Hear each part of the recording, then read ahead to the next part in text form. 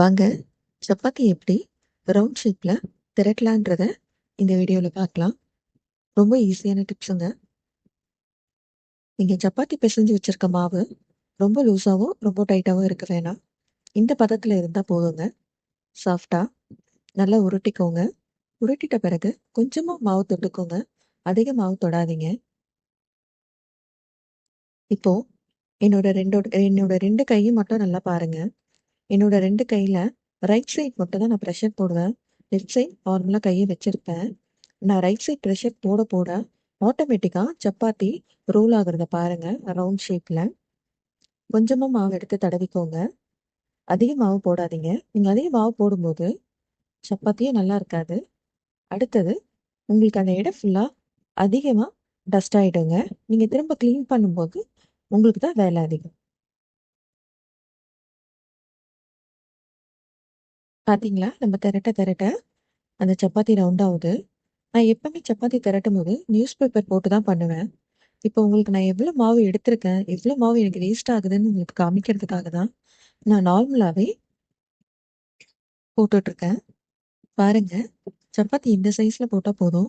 ரொம்ப திக்காக போட்டாலுமே சப்பாத்தி சுட முடியாது. பூரி தான் போட முடியும்.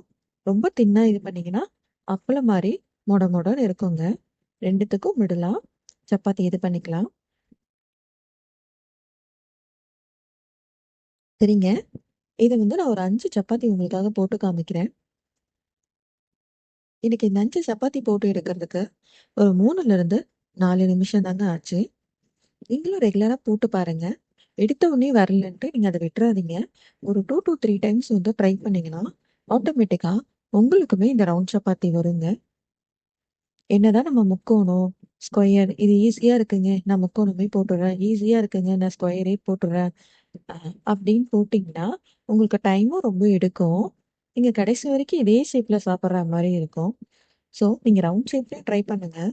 ரவுண்ட் ஷேப்பில் நீங்கள் போட கற்றுக்கிட்டிங்கன்னா உங்களுக்கு ரொம்ப ஈஸியாக வேலை முடிஞ்சிடும்.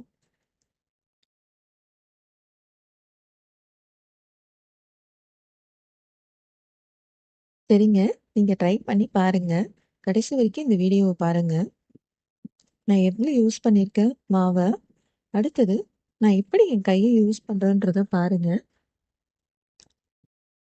கண்டிப்பாக வீட்டில் ட்ரை பண்ணுங்க. ட்ரை பண்ணிட்டு எனக்கு கமெண்ட் பண்ணுங்க.